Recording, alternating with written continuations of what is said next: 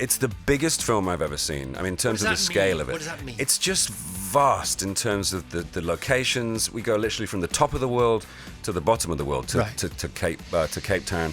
Obviously, everyone always talks about the stunts, but at the heart of the movie, it's incredibly sort of emotional, and there's this is the end, so there's lots of really, really amazing character stuff. Tom and McHugh are always at pains to make sure that you love the characters that all these crazy things are happening to, because if you don't, those crazy things will ring hollow, Totally.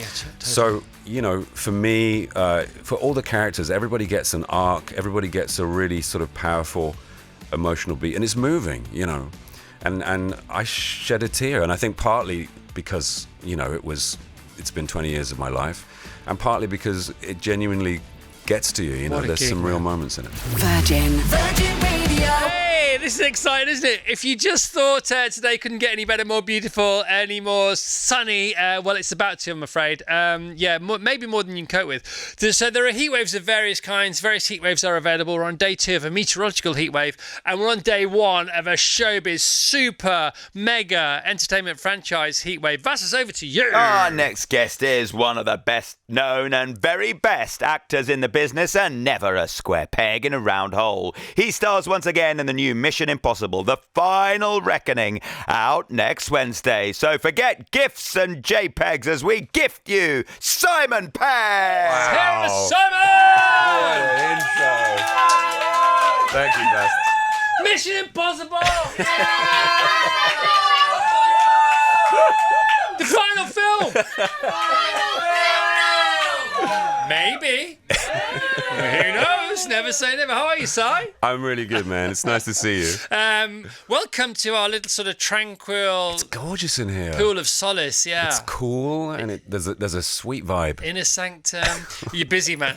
Yeah, we're right in the thick of the press tour at the moment. I was in Korea a minute ago, and we're going to Cannes today. Oh my gosh! Yeah, well, thanks for stopping off here. Oh, my pleasure, always. I appreciate it. Yeah. I saw you on Paddy Kilty's show in Ireland, and you said you hadn't seen the film yet, but you were going to watch it in Tokyo. Has that happened? That's happened, yeah. So you've seen the movie? I've seen it twice now. Oh, right. Yeah, Tokyo was so amazing. It was very overwhelming because it was the first time we'd seen it. It's 5 years of our life with with Dead Reckoning as well. Yeah. And so it was kind of almost, I stood up at the end a bit dazed. And the Japanese audience are so respectful, so they were very quiet for the film. And then at the end, they just all stood up, and we got this big standing ovation, which you don't usually get in Japan. And then I took my daughter to see it at the IMAX on Sunday night, and that's when it all really hit me, and it all sunk in, and she cried. We were hunting for her inhaler for like an hour after the film because she said, "Dad, that feels like a heart attack." Oh my gosh. Well, just take it. I mean, tell us what you can about, first of all, watching the film and the difference between those two viewings, because obviously the first one you were completely at work, so you were conscious and you were aware of the fact that you're watching a movie, but in a different sort of emotional role. Absolutely. To how you were with your daughter, and maybe your defenses were down with your daughter. Yeah, and also when you're in a movie, the first time you watch it, you just watch yourself. All you're doing is checking you didn't mess up. Yeah. Checking that you did an okay job. And did you do an okay job? I was pretty happy, yeah. Yeah, come on. And then watching it with Tilly, and checking her all the time, her face, there's a sequence underwater, and it kind of beggars belief, and she just was holding onto her head for the whole scene with her mouth just wide open, and I was like, I think I've seen all the backstage stuff to do with that particular scene. That tank, it took 2.5 years to build. It took 15 days to fill. Yeah, and also there was a what's called a gimbal in there, which was the interior of the submarine, which rotated and went underwater. And Tom and McHugh always, at the end of every film we make, they look at each other and they say, we can do better. And they've pushed it and pushed it and pushed it.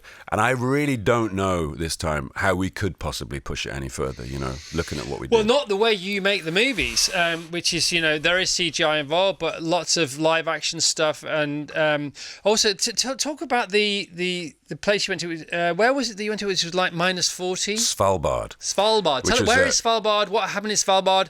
Does it stay in Svalbard? Can you talk what happens in Svalbard freezes in Svalbard. It's an island north of Norway. It's sort of Norwegian territory, but it's way up towards the North Pole. And we shot there for like a week. We were living on an icebreaker ship, in little bunks, and we were working on the frozen sea. And we had to be careful of polar bears. We had to be careful of the temperature because it was deadly. Yeah. Literally, you get what's called frost nip. When we were filming, we had a team of people watching the monitors. And if your skin starts to go a little waxy and pale, you have to immediately get warmed up. Otherwise, it could develop because it's minus 40 minus degrees. 40, yeah. Oh, my gosh. And we had polar bears, walk through the set on several occasions. Come on. Honestly, you have to just clear out the way because... Obviously, we're respecting... Hang on. Honestly? Honestly. Right, so they gave you a heads up that this might happen. Yes. And it's like going on safari, you might see all the animals, but you don't usually see any. Right. I went on safari once, I didn't see anything. Yeah. Apart from the people's heads in front of me. So you thought, well, this might happen. Yeah. Right. Look at the smile on your face. Man, it was incredible. So tell it. Oh God, I got chills, man.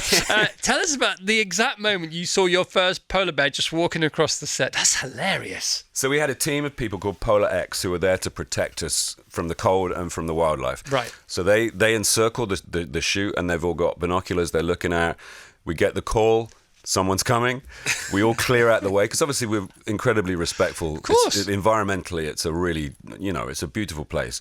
And you have to respect the owners of that place. Of and course. the owners of that place are polar bears. Yeah. And so this big old boy, he just wanders. We all sort of retreat. We're looking at the tents and stuff, and he sort of walks through. Even Tom Cruise cannot stop a polar bear from walking through set. And then, there was one very inquisitive male that we had to be careful of, because they are deadly animals. I mean, deadly. Yeah, that's not breaking news. I know that bit. Yeah. Polar bears can be quite dangerous. Every now and again, we'd see like just the remains of a seal just splattered across the top of the snow. Yeah. But it was great, and it was wonderful to see them in the wild. So this movie, with the great adventures like that, I want to go back to that in a second if we've got time. It took 7 years on and off to make, 2 strikes, COVID, all this kind of stuff. Yeah. And you have experiences like that, and you have all these, because I think Tom Cruise was underwater at one point for 10 minutes, filming the scene. And McHugh would go down with him. The director would direct him underwater wearing scuba gear. Yeah, because it was easier. And then there was that in the last film, there was the amazing motorbike stunt. Yeah, and everybody's holding their breath. And I've seen. I mean, if you can go on YouTube, all these sort of behind the scenes stuff is on YouTube, and it's fascinating. It's absolutely fascinating. And Tom does this amazing stunt in the last movie. Now there is a stunt in this film that apparently is going to out-awesome that one. Yes. Now, I don't know what that is. It might be to do with the biplane, from what I've seen. I'm not sure. It's to do with the biplane. It's to do with the biplane. All right. As you're having all these adventures, you have to. I mean, you are making a movie as well, yeah. And you've got to keep on track with that. What is that like? Oh my God, polar bears! What a great fun biplane, Tom. Motorbikes, real. This is amazing. Oh my God, he might die. He's not died. Right, okay, he's not died. Cut, and that's a wrap. Yeah. He's not died. Let's go and make. What is? Because it's a whole sort of. Again, it's a NutriBullet of emotions, of the daily grind. I don't know what. Well, you pretty much summed it up. It's kind of it's very intense. Like the Dead Reckoning was obviously in 2020. Yep. There was a lot of we had to be very careful because of COVID, and we were all sort of actually it kind of worked in our favor in some respects because we just all bonded very quickly. All the new cast, we were all bubbled together in various hotels in Norway and Italy. With this one, it was like bursting into a clearing when none of those restrictions were in practice. So it was just a lot of fun. And every time Tom does one of these stunts, there is a sense that he might die. Yeah. And it's a testament to him, really, that he will go to those lengths to give the audience a genuine, authentic thrill. That's not CG when he's up there hanging off that biplane. You can see the G-forces on his face. I mean, when I watched the movie again, because we weren't there for the biplane because it was in the sky. Yeah. I saw the motorbike, I saw the Burj Khalifa, I saw the A400 when he hangs onto the side. Yep. But those we weren't there for. And I'm kind of glad because you watch it and you think, how the heck is he still here? Yeah. You know? But that's what he does. I mean, that's how he rolls, isn't it? I suppose. Yeah, he's that committed. So as Benji's changed, you have changed with him. Yes. And he has changed with you. You sort of held Benji by the hand, or maybe sometimes the other way around. Possibly. And being in these films has made you, not a better human being, that's a really clumsy turn of phrase, but it's definitely made you look at your life, and it's changed your life. Just speak to that a bit if you Absolutely. don't mind. When I did Mission 3, I wasn't in the best place. I was kind of a little bit at sea, and Mission just gave me, particularly when I started Ghost Protocol, it gave me so much focus and kind of a reason to sort of, I don't know, to move forward that it just, I mean, it kind of helped me personally. It was a bit of a tonic. They really looked after me as well. I just got sober when I started Ghost Protocol, and they were really, really just nurturing. They gave me a sober companion. They looked after me. They got me to the gym, and I just started to really love it. Yeah. And that's kind of when everything turned around. Is there? Can you talk about Ghost Protocol a lot? Is that your favorite film? Oh no, it was just like, I think my favorite film is this one, just because it felt so, monumental. It was it's the final I think this reckoning. one, it stands alone. Yeah. But I think you have a lot of love for Ghost Protocol. I do. Maybe because of what you've just talked about. Yeah.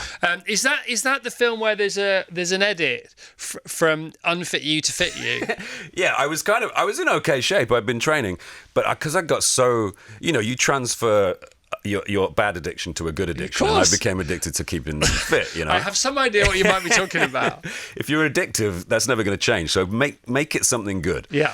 So in one edit, I lose 20 pounds in Ghost Protocol. Yeah. And we got to Vancouver. I discovered snowboarding. I was just high on life. It was fantastic. And what can we learn from, because they say that leaders are elected. Yeah. But that doesn't mean they're a leader. Sure. Leaders are born. Mm-hmm. They're not elected. Mm-hmm. And regardless of all the sort of potential sycophancy around somebody like Tom Cruise or something like that, yeah, he clearly is a very good leader. He is.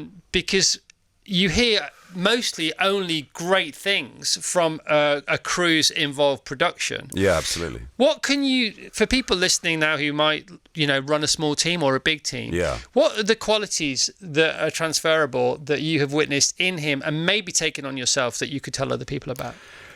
Tom just sort of leads by example. He's the only human being I have ever met in my entire life that applies himself 100% to 100% of the things he does.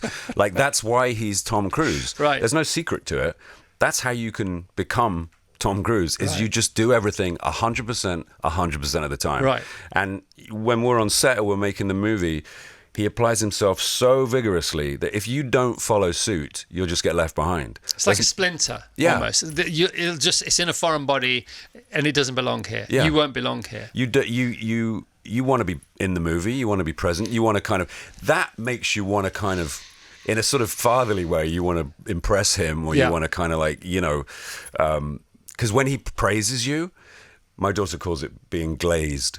Like he really loves my kid, and he's known her since she was a baby. She used to call him the blanket man, because he bought us a cashmere blanket one Christmas, and she was about 2, and I had to go off and do the second part of Rogue Nation, I think, and I said, Dad's got to go away for a month or 2, and she said, well, where are you going? And I said, I've got to go and do a movie with Tom Cruise. And she went, who's he? And I said, you remember that blanket we got for Christmas? Yeah. She went, oh yeah, the blanket man. Oh. So initially, that's how she used to call him. But then he saw her the other night at the screening, and she can't come to the premiere because she's got her GCSEs. Fair enough. And she's being incredibly noble about that, and she knows that's what she's got to do. Yeah. So I showed her the film at the weekend. Yeah. Tom then was like saying, oh, come on, you don't need exams. He's giving her this kind of like, look at me, I started work at 16. And I was like, okay, you can say this, but don't listen to him, Tilly. And he's going, you're so talented and you're so great. And she sat down next to me in the movies, and she went, Dad, I just got so glazed by Tom Cruise. Yeah. Maybe she could go to the red carpet bit and then just go home after that. No, I mean, she's got... Sorry, you don't need me piling on. No, right? There's enough people. My son just started his GCSEs yesterday. Oh, really? We were talking about it just earlier on, yeah. So I'm right there with you. It's not worth it. She's cool. I mean, she's been to so many of these things. Yeah. She gets, she's being really diligent, and I'm impressed by that. It's a good no, but it's a tough no, isn't it? Yeah. So Tom is also renowned for, I know he bought you a snowboard, his blanket, cashmere blanket. Did he buy the whole crew motorbikes at one point, or was that probably on something? I think he did. Yeah, it wasn't Mission, but yeah. I'd like to see. I mean, the number of presents he's bought for people, but of course, speaking to what you said about you don't want to let him down. It's interesting, isn't it? Because I heard yesterday, the great phrase, if you want to find out if you can trust someone, trust them. Yeah. It's as simple as that, isn't Absolutely. it? That's great. And isn't it funny that, you do the first movie and then you take a look at yourself. And maybe that's am I a splinter or am I the skin? Right. And maybe you started off as a splinter, but you think, no, I want to be part of this. Absolutely. And so vicariously, you just change.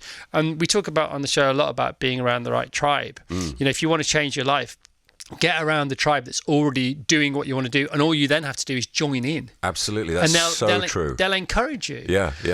Yeah, and those people will always be in my life. It's a very tight little unit, the Mission Gang, and I'm hopefully going to direct something. I've adapted a book which I've written, and I want to get as many of the Mission crew on that because they are the best of the best. And it works, doesn't it? Because you're together. That's what they did with the Bond films, wasn't it? The Bond films, same crew mostly. Always, yeah. And do you remember the story about the downtime? They had a longer than expected period between Bond films, so they made Chitty Chitty Bang Bang. And if you look at the credits for Chitty Chitty Bang Bang, it's all the Bond crew. Wow, because that's what they were doing. And it's Cubby Broccoli and all this kind of stuff. Yeah.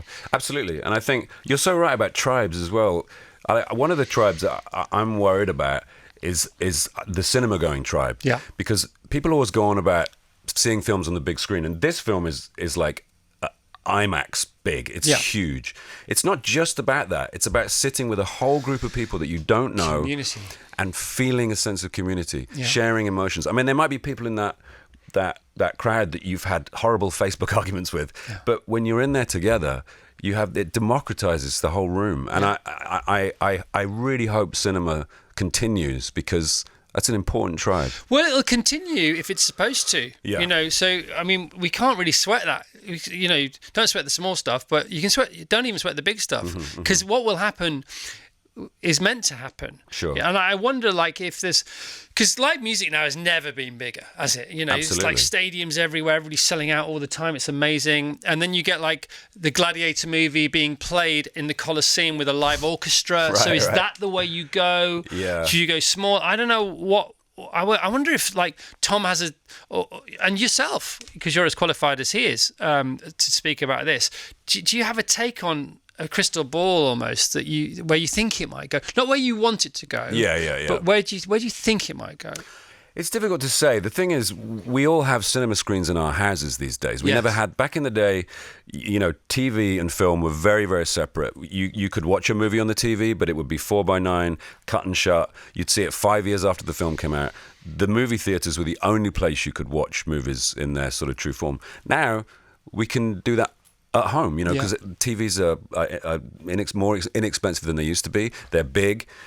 So the temptation to stay at home and watch stuff is really strong. It is, to be honest. Particularly after the pandemic, Yeah, I love going to the cinema. I love football. I love live music. But especially as you get older, I don't know what the answer is. I wonder what's going to happen. It's really, really interesting. I mean, what I'd like to see are the smaller films back on the big screens, because now it's like and this has been the way since Star Wars actually, but it's got to be big and it's got to be spectacle, and that's what gets the audiences in. Yeah. But it's not just that. You can have small, but it was a good year for that. Anora and The Brutalist, there were great smaller movies that were bringing in cinema audiences. Yeah. I just hope people keep the faith. Listen, I wasn't going to go there, but you just dropped the Star Wars bomb. So J.J. Abrams again, you and Star Wars, you and Carrie Fisher. She was your girlfriend when you were little. She was my imaginary girlfriend. She didn't know about it. She had no idea that I kissed her photograph every night. Was it a photograph or a poster? It was a picture from, you remember Lookin' magazine? Yes, I do. Was it a fold-out? It was one of those tear-out ones, single A4. Was it on your bedroom wall, or was it by your bed? Right next to my bed. So was it on the bedside table or on the wall? On the wall. On the wall. So you turned to face her. Yeah. In single bed against the wall. It was with the Danish pastries on each side of the head. Of course it was. That one. That was just you. What about her? I'd give her a little kiss on the lips. Very demure. Nothing. I was barely 8 years old. And was it drawing pins or was it blue tack? Blue tack. Was it honestly? Yeah. Oh my gosh! Because if you really liked a poster and you couldn't afford blue tack, you'd sellotape. You'd reinforce the corners with sellotape so the drawing pins wouldn't be as detrimental to the image as possible. Absolutely. And then I know you told this story before, but for people who haven't heard it, the first time you got to work with her, with Carrie Fisher, but before that, there was an intermediate bit where you were queuing up at a Comic-Con? I did, yeah. And I told her about this little habit I had, and she asked me if I felt better for telling her. And I said, yes, I do. And this is before you got the gig. This is before we became sort of friends, you know. Oh, what a laugh! It was a wonderful thing to. She was such a great, funny person, just so dry and intelligent, and just beautiful. James Blunt used to live with her. He did, yeah. She took in loads of waifs and strays in LA. Like, yes. her house James Blunt lived was with her for like a year or something. I know. They're best what a mates. strange kind of connection. Yeah, wonderful. Yeah. Mission Impossible: The Final Reckoning. It's out a week tomorrow on the 21st of May. Yeah. And we got a Tilly here, Tequila Tilly. Tilly and Fantastic Mr. Felix are going to a junket on Friday, and one of the people they're going to get access to is Hannah Waddingham. Oh, Hannah. Let's talk about Hannah Waddingham in the movie. She's great. You know what? I saw Hannah last night. There was a little BFI dinner for Tom, and Hannah was there. And I've known Hannah for a long time. We did a movie together in 2008.